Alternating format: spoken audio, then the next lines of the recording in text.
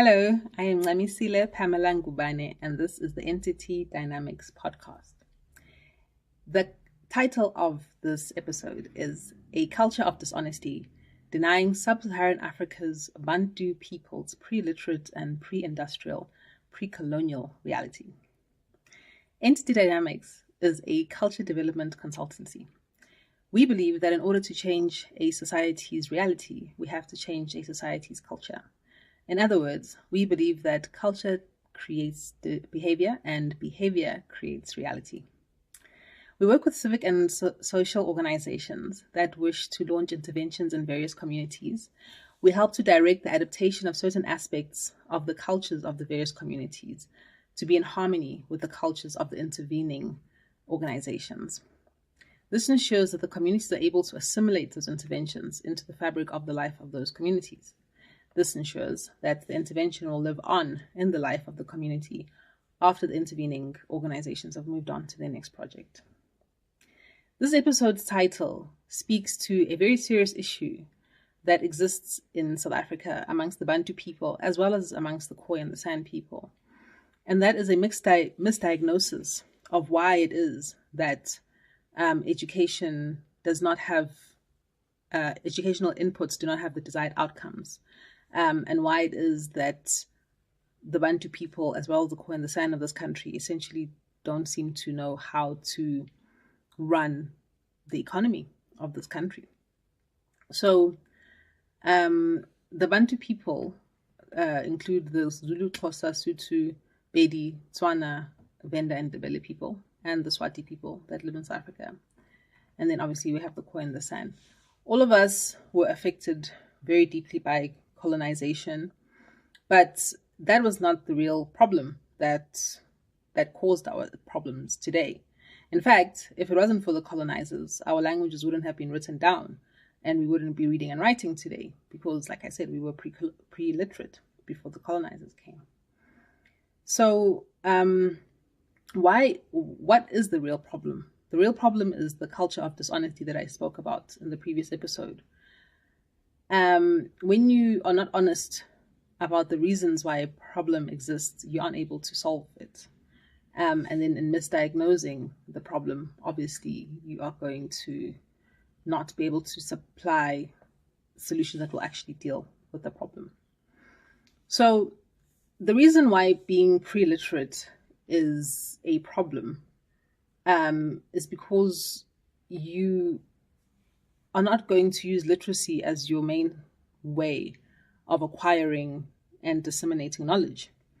So we had a situation where knowledge was orally transmitted and it was stored in memory. It wasn't transmitted through the written word and it was not stored in written documents. As a result, today's situation is that knowledge acquisition is based on written words, and is based on reading books. And so, if you don't have a culture of literacy, if your civilization had not reached that point, which is the case with us, Bantu people, particularly in Southern Africa, you're not going to see the written word as the place to go to get knowledge, because that's not your culture. That's not the setting that you were existing in. And that's not the setting that was developed for the general population of this country. I'll give you an example. My father learned to read and write at a missionary institution, a missionary school in KZN. His parents were practically illiterate. And then obviously their parents were completely literate. On my mother's side, my grandfather was a magistrate, but his parents were semi-literate. And obviously their parents were completely literate. So we're talking about 2 or 3 generations separating myself from an illiterate civilization. How much more people my age, my contemporaries, whose parents were not literate, and it exists. There are people whose parents did not ever learn how to read and write. They didn't have the opportunity, And so we take it for granted somehow. I don't know how, but we take it for granted somehow that the Bantu people of this country and the Khoi and the San just don't have a culture of reading because they don't feel like having a culture of reading. No, we don't have a culture of reading because we are a pre-literate people in our original state. Okay, it was the West that intervened to teach us to read and write. So in many respects then, it could be argued, right, that the solution which is being touted by our leaders and so many African intellectuals, that it is the lack of mother tongue instruction which is at the root of our problems, is actually not the real problem. The problem is that we are a pre-literate people. So we need to now bridge the gap between our current situation of having an economic, social, and political system which is based on literacy and extensive literacy. I mean, we have a constitution which is a very high-tech document in terms of its language. I mean, I don't understand half of it, and I read a lot, So how much more someone who doesn't have a literary culture? 90% of South Africans, pretty much, okay? So we have to really look at what it is that actually needs to be done to deal with this. And in my view, the people who need to be involved in this much more extensively than they have been are the traditional leaders of South Africa. If they can develop a culture of literacy, then the rest of the population will easily follow, because the traditional leaders of this country are the spiritual and cultural custodians of the identity of their people. Unfortunately, our socialist rulers have been trying to disengage the people of this country from their traditional leaders in a very systematic way since 1994. And this is telling in how, when the first draft of the constitution of this country was written in 94, the role of traditional leaders who had been ruling the people for the British through the system of an indirect rule, and then also who had been ruling on behalf of the National Party government during apartheid through the system of separate development, were suddenly now wrenched away from the people as their primary source of authority and social structuring, to now the ANC-run government. Okay, so these people, but nonetheless, for many, many of the Bantu people and the Khoi and the San, these people are still very, very important and are still extremely influential. And in fact, when the local government authorities want to deliver services to the people in rural areas, and in many areas in the rural areas, the lands are still under the authority of the tribal leaders or the traditional leaders, the local government service providers have to work with those traditional authorities in order to reach the people so that services can be delivered, because these people are the leaders, the actual leaders of that society, not so much the people in the municipalities and in the union buildings, etc. So, if we can create a system wherein the traditional leaders of this country become the drivers of the developmental agenda in South Africa through the development of a culture of reading and writing, a lot can be done, because they will obviously also know how to use the language of the people to establish that culture. It will be a culture established in the language of the people that respects the culture and the identity of the people. Okay, so so that's the one aspect, the pre-literate situation.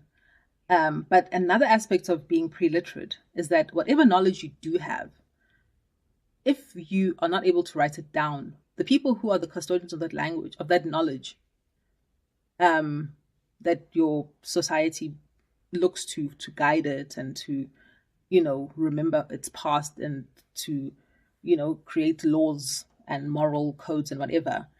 If those people are killed through some sort of cataclysm, then that knowledge is gone. It's gone. It's lost forever.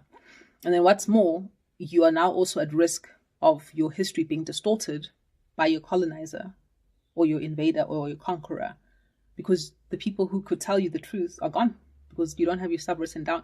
This is exactly why civilizations that were literate even though they suffered the cataclysm of colonization, domination, etc., were able to go back to who they were. They were able to retain that identity because it was written down.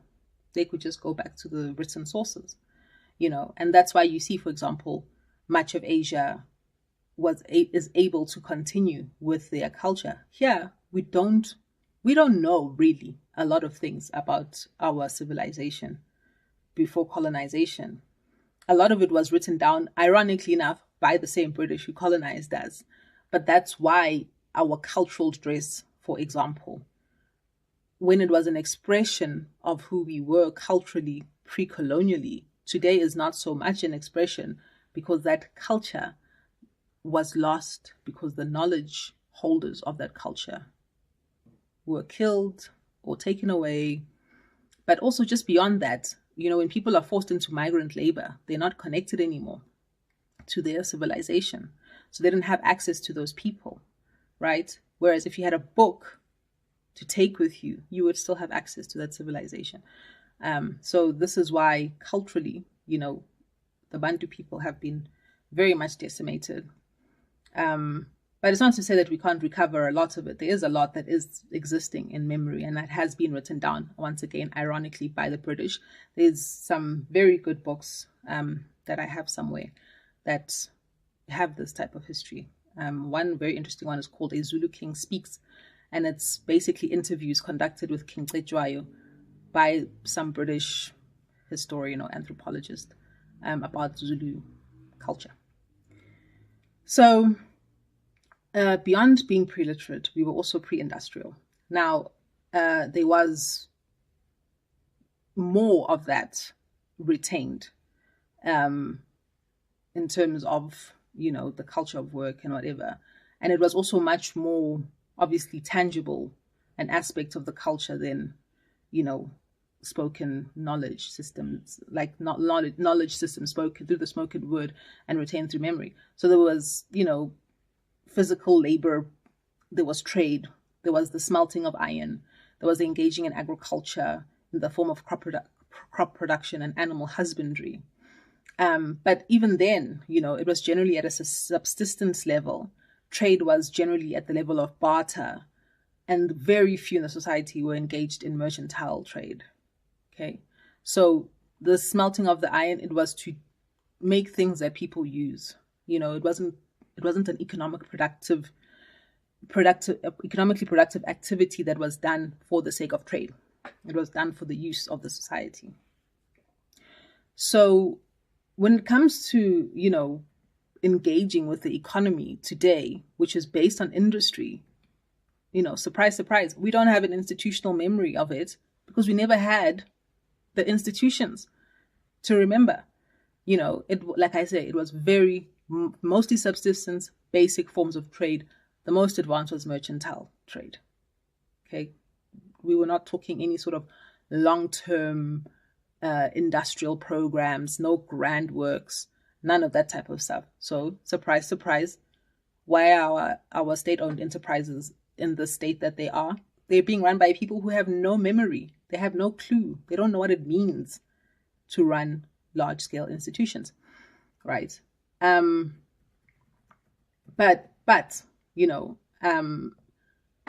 it's not to say that these things can't be learned. These things could be learned. They could be learned very easily. But if you have people who are obsessed with undermining any system that has anything to do with colonization and capitalism, surprise, surprise, the school systems which produce the industrialists are going to be undermined. Teachers are not going to be there to teach people to be capitalists. They're going to teach people to be socialists. I don't know what contribution you're making to society when you're a socialist, to be very honest. Socialism is a system where people are basically enslaved to the state. And so I don't know, are you going to be teaching people how to backstab each other and climb the ladder of the political party so that you can get into the union buildings? Is that what you're teaching people as a socialist? I don't know, Whereas if you're a capitalist, you're teaching people how to make money, how to be entrepreneurs, how to be industrialists, how to be farmers, how to be teachers so that you can teach the next generation of capitalists, right? So there's an undermining of that. There's an undermining of the very principles of economic development. Meritocracy doesn't exist because capitalists want people's lives to be boring so that they go to school all day and have nothing else to do with their time. Meritocracy exists because you need the best people in the job to get the best results so you can make more money so that the whole society can benefit. The socialists love the capitalists for their money, but they hate the capitalists for their hard work. I don't know what they hate them for. But anyway, so, and also just want to say, I can hear the Pan-Africanists right now howling, oh, Africans were literate and we were industrialized. This is why I'm particularly specific in saying the Bantu people of Southern Africa and the Khoi and the San. That's what I'm talking about. I'm not talking about all Africans. I know what is going on in North Africa, West Africa, parts of East Africa. I know, all right? This is who I'm talking about, my people here in South Africa today. But you know what? Things can happen. Things can be done. And what I propose is that we engage the traditional leaders of South Africa in the same program that the Japanese Meiji dynasty, which followed the Edo dynasty. The Meiji dynasty, what it did in the late 1800s is that it took all the sons of the traditional leaders and sent them to universities in the West, Harvard, Cambridge, Yale, Oxford, etc., to learn everything about Western civilization, from commerce to the fine arts, history, sociology, economic theory, physics, chemistry, the works, right? They spent years there, came back highly, highly qualified. I think most of them came back with PhDs in their various fields. Then they translated that knowledge into Japanese. And that's why Japan today is the economic powerhouse that they are. But they were a highly industrialized and they were already a highly literate society before that happened. So, huge, huge leg up. But nonetheless, we could do that. We could do that. Our traditional leaders could be engaged in that process. And this is what will engender a major cultural shift. A cultural shift where education is valued, where language becomes a tool of industrialization and economic process, and where there is the establishment of a culture where we use our languages to develop the institutions that will support industrialization and economic growth in South Africa. I hope you've enjoyed this episode, and I would like to ask you to please like, subscribe, and share. And you can also find me on Twitter at Dynamic Entity 24. Last episode I said at Entity Dynamics. I decided to change it to Dynamic Entity 24 on Twitter. I'm also on LinkedIn with the name Entity Dynamics. Thank you and goodbye.